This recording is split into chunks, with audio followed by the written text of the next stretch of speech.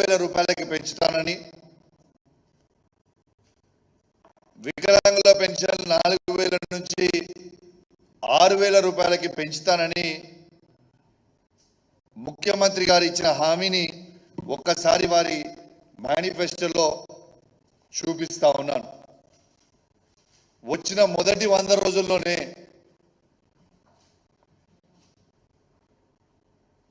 December నెల నుంచే start చేస్తాం, అమలు చేస్తామని చెప్పిన ముఖ్యమంత్రి ఇవాళ ముఖ్యమంత్రి గారు ఆ విషయాన్ని ఇవాళ మర్చిపోవడం అనేది చాలా బాధాకరం అని చెప్పి సందర్భంగా తెలియజేస్తా ఉన్నాను.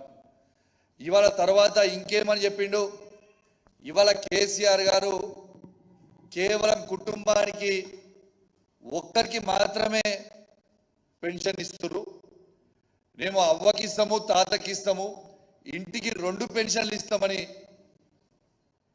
చెప్పిన ముఖ్యమంత్రి గారు ఇవాళ ఎందుకు మర్చిపోయినారని నేను అడుగుతా ఉన్నాను. ఇవాళ ముఖ్యమంత్రి రేవంత్ రెడ్డి గారు 2000ని 4000కి చేసే దేవునికి ఎరగ కానీ ఆ ఇచ్చే 2000 కూడా ఎగగొడతా ఉన్నాడు. ఇలా వాళ్ళు వచ్చి 6 నెలలు అవుతా ఉంది. ఈ 6 నెలల్లో 3 నెలల పెన్షన్ ఎగరగొడతారు ఎవరైనా? ఇలా 3 నెలల పెన్షన్ ఇలా ఎగరగొట్టిండు రేవంత్ రెడ్డి గారు. ఇలా వచ్చిన డిసెంబర్ నెల పెన్షన్ ఎగరగొట్టిండు. మొన్న ఏప్రిల్ అండ్ మే నెల పెన్షన్ ఎగరగొట్టిండు. ఇది నిజం కాదా? అయ్యా రేవంత్ రెడ్డి గారు, ఈ పెన్షన్ల మీద ఆధారపడి ఉన్న అవ్వాతాతలని లక్షలాది మందిని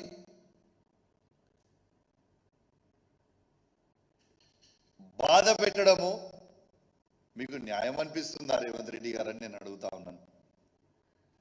ఇలా మీరు గొప్పగా చెప్పుకుంటున్నారు, ఉద్యోగస్తులకి మేము ఫస్ట్గా జీతం వేస్తున్నామని, సంతోషం.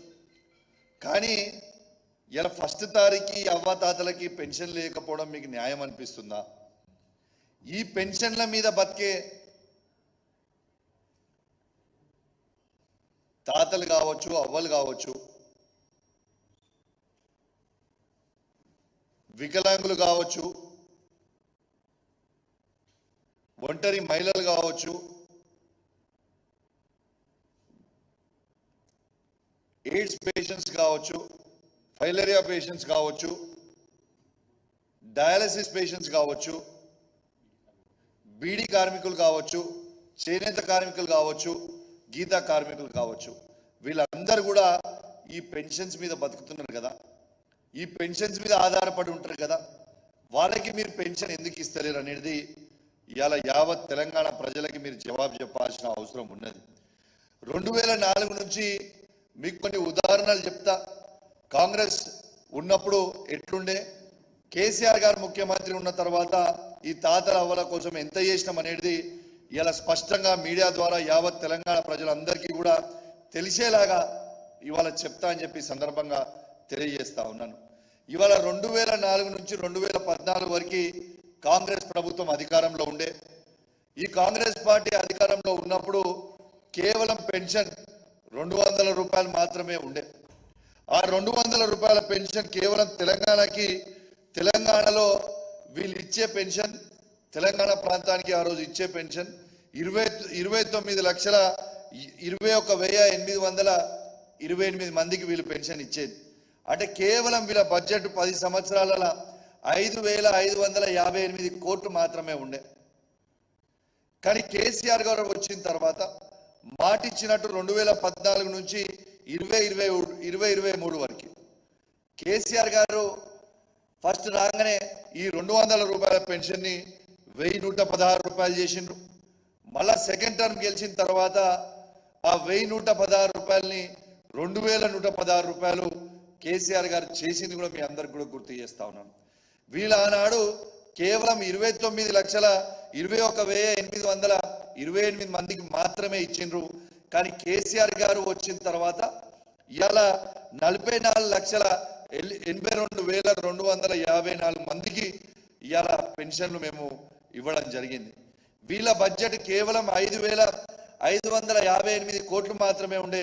కానీ కేసీఆర్ గారు వచ్చిన తర్వాత 58,696 కోట్లు ఇవాళ ఉన్నది కూడా మీ అందరికి కూడా తెలియజేస్తా ఉన్నాను.